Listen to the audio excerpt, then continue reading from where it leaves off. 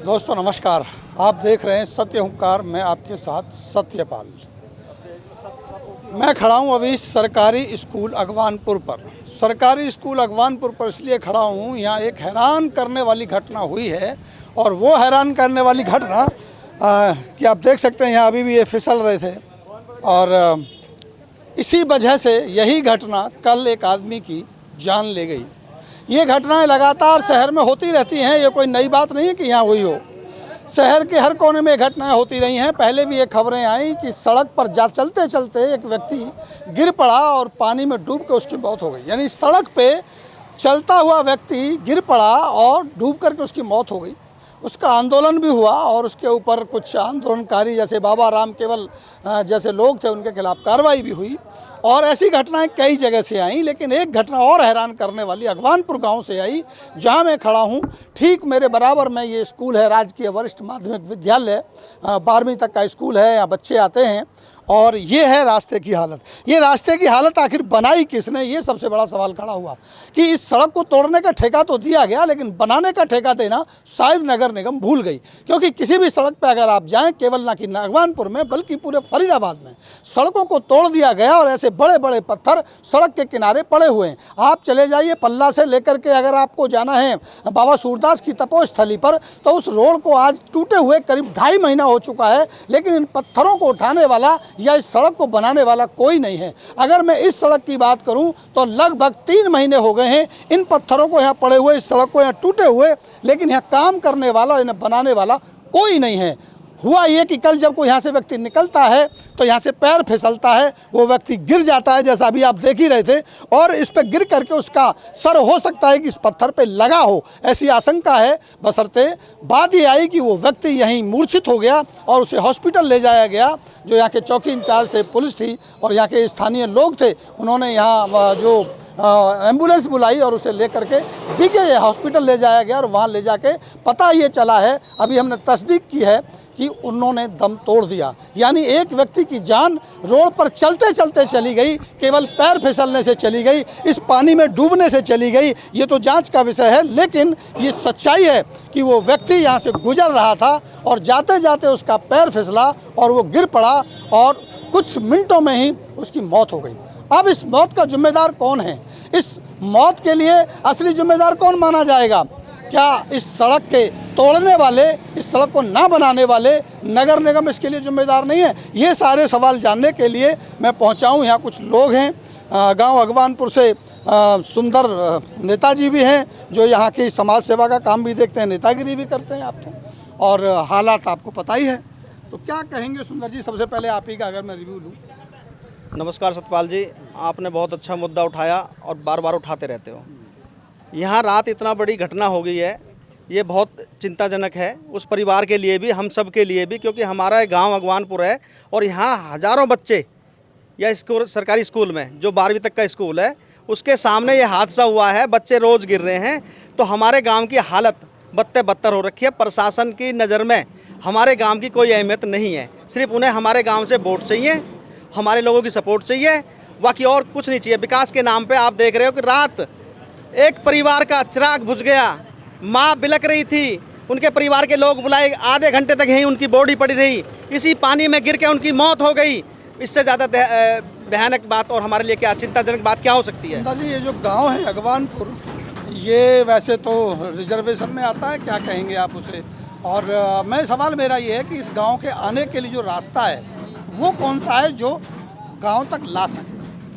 मैं आपको बता दूं, हमारा गांव बिल्कुल दिल्ली से टच, जिसे स्मार्ट सिटी कहते हैं, ये वो स्मार्ट सिटी है जो दिल्ली से मात्र 200 मीटर, यानी कि बॉर्डर समझ लो, हमारे गांव से निकलते ही दिल्ली है और दिल्ली से हरियाणा। ये पहला गांव है।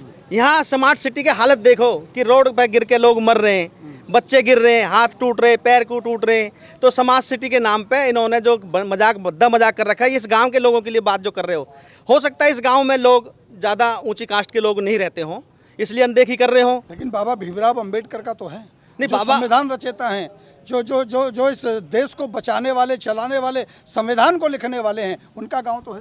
बाबा का गांव है, बाबा के लोग हैं यहाँ, बाबा के लोग मुद्दा भी उठाते हैं। और उस बाबा भीमराव अंबेडकर की प्रतिमा पे हर साल यहाँ के नेता, यहाँ के मंत्री फूल चढ़ाने तो आते हैं। बिल्कुल आते हैं, आपने देखा भी था, मंत्री साहब भी आते हैं। अब जब वो नेता लोग या मंत्री लोग आते हैं तो साफ सफाई कर देते हैं, उससे क्या गांव की साफ सफाई होगी, एरिया की साफ सफाई होगी क्या? यहाँ ना तो साफ सफाई का मामला है, ना नाली खुली हुई है, ना रोड है। अब ये 2-2.5-3 महीने से तोड़ के घेर दिया। रोड के उस कोने पे चले जाओ, यहाँ चले जाओ, आपको ऐसी गंद मिलेगी, आप पैदल तो निकल ही नहीं सकते, और जो निकल रहे हैं वो हादसे का शिकार हो रहे हैं। सड़क आप देख पा रहे हैं, ये कब टूटी थी, अगर मैं आपसे जानना चाहूँ? 2-2.5 महीने हो गए सर इसे, 2-2.5 महीने बिगर अनुमति के। हाँ, ये तो अगर जिसने तोड़ी है उसकी जिम्मेदारी तोड़ने की है, बनाने की नहीं है, या उनके साथ लोगों की जान के साथ खिलवाड़ करना उनका काम है। अगर उन्होंने तोड़ने के टेंडर हुए हैं तो बनाने के साथ साथ होने चाहिए। अगर शायद ये रोड बना हुआ होता, इस पर यह गंद ना होती, तो 7 रात एक जान नहीं जाती, किसी का हाथ नहीं टूटता। किसे जिम्मेदार मानते हैं इसके लिए? प्रशासन को, यहाँ के नेताओं को, जो ना तो पब्लिक की सुन रहे हैं, ना आम जनता की सुन रहे हैं। विकास सिर्फ स्मार्ट सिटी के नाम पे नेताओं का विकास हो रहा है, प्रशासन का विकास हो रहा है, अन्य किसी आदमी के बारे में कोई भी लोग नहीं सोच रहे। स्मार्ट सिटी के नाम की अगर बात करें तो ये सवाल पहले भी आया कि आप स्मार्ट सिटी में रहते हैं या फरीदाबाद स्मार्ट सिटी में रहते हैं। ये बिल्कुल अलग अलग 2 सवाल हैं। यहाँ के राज्य मंत्री कृष्णपाल गुर्जर ने ये स्पष्ट किया कि ये पूरा इलाका स्मार्ट सिटी में नहीं आता है, हाँ फरीदाबाद स्मार्ट सिटी में ज़रूर आता है। अब ये अलग अलग मायने क्या हैं कि आपका इलाका स्मार्ट सिटी के दायरे में आता है या नहीं आता है, लेकिन फरीदाबाद स्मार्ट सिटी में आता है। और ये सड़क टूटे हुए करीब 2.5 से 3 महीने हो गए हैं। ये जिम्मेदारी है। मेरे साथ यहाँ भी बाबा राम केवल भी पहुँच गए, उनसे भी बात करूँगा, जो लगातार ऐसे मसलों पर आवाज़ उठाते रहते हैं। जी क्या शुभ नाम है? नमस्कार, सतपाल जी, कंवरपाल नाम है। आप आए, बहुत बहुत धन्यवाद आपका। कैटलिस्ट क्या क्या कहेंगे, क्या हालात हैं? हालात ये है सर, देखो ये हमारा मेन रास्ता है दिल्ली से कनेक्टेड। यहाँ से सारी कॉलोनियाँ, रोशन नगर, बीना नगर, इस्माइलपुर, सब लोग इसी रास्ते से गुजरते हैं। और इस रास्ते की हालत ये है, रोज़ किसी ना किसी का हाथ टूट रहा है, किसी का पैर टूट रहा है। मैं कहता हूँ जिस ठेकेदार ने तोड़ा इसको, उसके ऊपर FIR होनी चाहिए, क्योंकि रात एक मौत हुई है। बड़ी बात कह रहे हैं। दिल्ली का रास्ता तो खराब है, फरीदाबाद जाने वाला तो ठीक होगा।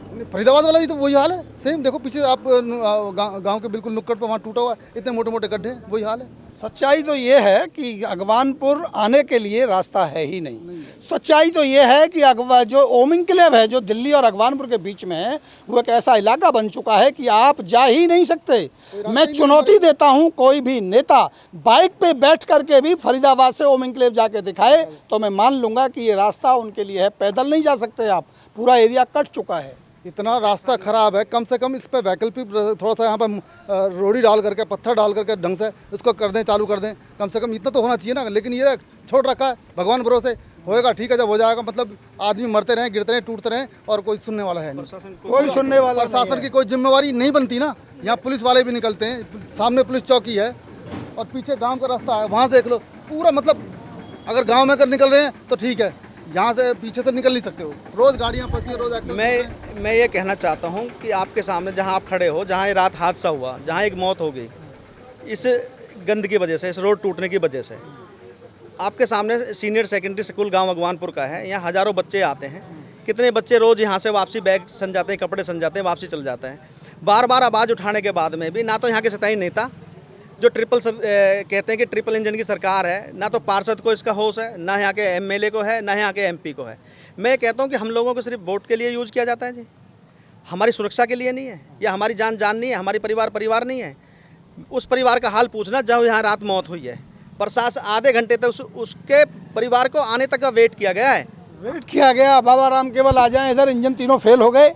और ये बताइए क्या है स्थिति। और सवाल मेरा आपसे वही है, लगातार आप आवाज़ उठाते हैं, सभी दर्शकों को नमस्कार। आप लगातार आवाज़ उठाते हैं और सवाल वही है कि तोड़ने का ठेका दिया गया, क्या बनाने का ठेका नहीं दिया गया? सबसे पहले तो मैं ये चाहूँगा कि आप ये स्कूल को फोकस करें, दिखाइए एक बार राजकीय। स्कूल दिखाइए, उसके बाद में यहाँ धरातल दिखाइए, ये धरातल दिखाइए। ये मेन गेट है, यहाँ छोटी छोटी बच्चियाँ, छोटे बच्चे, और ये 12वीं तक का स्कूल है। आपको बता दूं ये 12वीं तक का स्कूल है। 12वीं तक का स्कूल। और दूसरी बात, बगल में यहाँ पर पशु चिकित्सालय, दोनों सरकारी संस्थान हैं। उसके बावजूद भी नगर निगम ये जो गड्ढे खोद खोद के पूरे शहर को बर्बाद कर रहा है। हम सोचते हैं कि नगर निगम बनाया गया है हमारी सुविधा प्रदान करने के लिए, लेकिन नगर निगम लगातार इस शहर को बर्बाद करने पर तुला है। और उसके ऊपर ये बड़े बड़े जो भ्रष्ट भाजपा गुजराती लुटेरी गैंग के जो नेता हैं, उन्होंने उनको संरक्षण दे रखा है। आप कितना भी घोटाला कर लो, कितना भी अपराध कर लो, आपके लिए सब क्षमा है। मैं कह रहा हूँ इसके लिए दोषी नगर निगम है और इस पर FIR होनी चाहिए। मैं एक एप्लीकेशन दूंगा, अगर कोई मेरे साथ है तो ठीक है और नहीं है तो भी मैं एप्लीकेशन दूंगा गैर इरादतन का, हत्या का। इस पर केस बनता है और उस पर केस होना चाहिए। लेकिन सवाल ये आता है कि आप एप्लीकेशन देंगे, FIR तो हो जाएगी। FIR तो पहले भी एक गड्ढे में गिरने से मौत की हुई थी, लेकिन कार्रवाई क्या हुई? कितनी FIR हुई हैं? सड़क पे गिरने से मौत हो गई, गड्ढे में गिरने से मौत हो गई। हमने अब तक 3 FIR कराई हैं, 2 पर कार्रवाई हुई है, 1 बाकी है जो पल्ला में वो हुई थी। उसके एवज में हम पर 5 FIR हुई। कोई चिंता नहीं है, तारीखें लगेंगी, लेकिन जनता का भला होना चाहिए। मुझे कोई चुनाव नहीं लड़ना, कोई नेतागिरी नहीं करनी, लेकिन जहाँ जन समस्या है वहाँ पर बाबा राम केवल खड़ा रहेगा। लेकिन सवाल सबसे बड़ा ये आता है कि सड़क को तोड़ दिया जाता है, 2.5 महीने तक वो पड़ा हुआ पत्थर में मोटे मोटे पड़े हैं। कम से कम तोड़ा तो इन पत्थरों को भी उठा लेते तो हो सकता था। हो सकता था कि अगर पैर फिसलता, सर उसमें ना लगा होता, शायद मौत नहीं होती। बिल्कुल सही कह रहे हैं कि पत्थरों को साथ साथ उठाना चाहिए जहाँ तोड़ रहे हैं, और ये भी प्रावधान है कि उसको साथ साथ बनाएंगे। ऐसा नहीं है कि उखाड़ के फेंक दिया और फिर जब आपकी मर्जी होगी तब बनाएंगे। ये इनके टेंडर में है और ये टेंडर को अपने पूरा नहीं करते, सही तरीके से फुलफिल नहीं हो रहा टेंडर, इस वजह से ये दिक्कतें आ रही हैं। एक और सवाल आया था, चेतन मार्केट को लेके आपने हंगामा किया, धरना दिया, और पता चला बाद में जो सड़क वो तोड़ने वाला था उसको बनाना चाहिए था, वहाँ वर्क ऑर्डर की लड़ाई होती रही। वो क्या कहानी? ऐसा है, ये जो इनके पास एक रिजर्व पैसा दिया जाता है, इस जो अमृत योजना वाले के पास भी, इसके पास भी 5 करोड़ रुपया जो रिजर्व फंड दिया गया है इसको, कि उससे इसको बनाना चाहिए था, लेकिन इन्होंने बनाया नहीं। ये जो जगह जगह तोड़ के फेंके हैं, ये 40 M40 का ये सारा सौदा है जो 1 फुट से ऊपर है, और इसकी स्ट्रेंथ जो है M40 है। तो M40 से इसको बनाना चाहिए, M40 का नहीं बना रहा, 30 का बना दे भाई, लेकिन अपने किए गुनाह तो छुपा ले। हम तो ये कह रहे हैं बनेगा तो जब पहले पाइप डलेगा। नहीं, पाइप ये डाले या पाइप ना डाले, या वो भी घर को ले जाए, या अपने नेताओं को जिनके इशारे पर काम कर रहे हैं उनको दे दे, हमें कोई मतलब नहीं है। हमें तो सहूलियत चाहिए, हमें जान माल की सुरक्षा चाहिए पहले, और उसके बाद में सुविधा चाहिए। क्या ये हो सकता था कि तोड़ने से पहले ये तय कर लिया जाता कितने दिन में बनाया जाएगा? तोड़ के 2-2 महीने छोड़ दिया। अभी हम तिलपत की बात कर रहे थे, अगर हम पल्ला से तिलपत चले जाएं तो रोड को तोड़े हुए 2.5 महीना हो गया है, पत्थर वहीं पड़ा है, टूट गया है, ना वहाँ काम चल रहा है, ना पत्थर हटाया गया, 2.5 महीने लगातार पूरे हो गए हैं। और इस तरह की बहुत सारी सड़कें हैं जिनको तोड़ दिया गया। सतपाल जी, यहाँ होता क्या है कि नेता के पास जनता गई तो उन्होंने कहा उधर काम चालू कर दो उस इलाके में, और तोड़ के फेंक दो, उन्होंने उखाड़ दिया। फिर दूसरे क्षेत्र की जनता गई बड़े नेता के पास, फिर नेता ने कहा ओ उधर काम बंद कर दे, इधर की नेता आ रही है, जनता आ रही है, इसका काम चालू कर दे। फिर उन्होंने उधर तोड़ के फेंक दिया। अब उसको ये बंदरिया की तरह नचा रहे हैं नेता लोग, वो उखाड़ के फेंकता जा रहा है। लोग सोच रहे हैं कि काम चालू हो गया, काम चालू नहीं हो गया, दुर्दशा हो गई बद से बदतर। तो क्या रहेगी आपकी मांग और क्या करेंगे? मैं तो ये कह रहा हूँ कि नगर निगम पे FIR हो गैर इरादतन हत्या की, और उसको जो मृतक है उसको मुआवजा नगर निगम दे, ठेकेदार दे, ये जिम्मेवारी उनकी है, उनकी जिम्मेदारी है। चलिए, बहुत बहुत शुक्रिया आपका। मैं आपको दिखाता हूँ, काश अगर ये पत्थर ना होते, ये अगर पत्थर ना होते तो शायद एक व्यक्ति की जान नहीं गई होती। मैं इसका जीता जागता उदाहरण आपको दिखाता हूँ। जब आदमी यहाँ से निकलता है ना, इस कीचड़ से, आप देखिएगा, तो कोशिश ये करता है कि इस पत्थर के ऊपर पैर रख लेगा, और फिर इस पत्थर के ऊपर पैर रख लेगा, और इसी पत्थर से पैर फिसलेगा, और जब वो गिरेगा तो उसका सर उस पत्थर में जाके लगेगा। मौत का कारण ये है, यानी मौत का कारण सीधा सीधा यहाँ पड़े हुए ये पत्थर हैं। अगर ये पत्थर ना होते तो शायद आदमी इनके ऊपर पैर ना रखता, और यहाँ से गुजरता तो शायद कीचड़ में उसका पैर भले ही सन जाता, लेकिन जान उसकी बच जाती।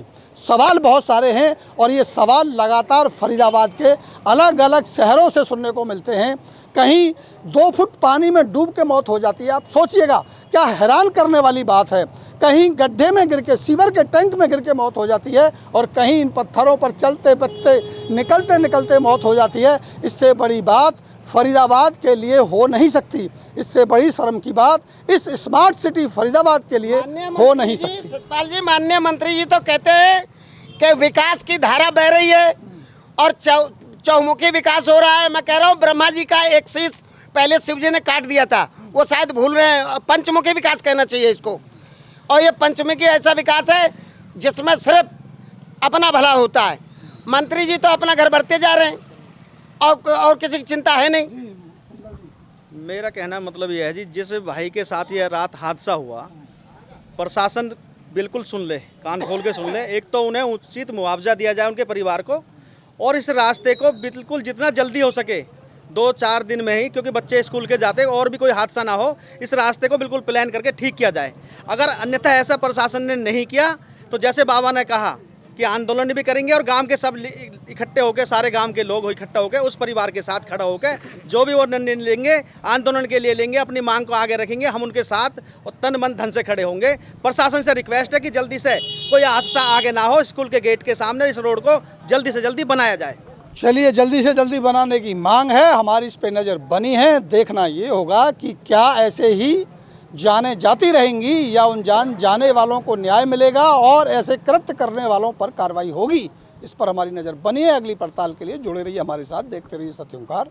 फिर मिलेंगे, नमस्कार।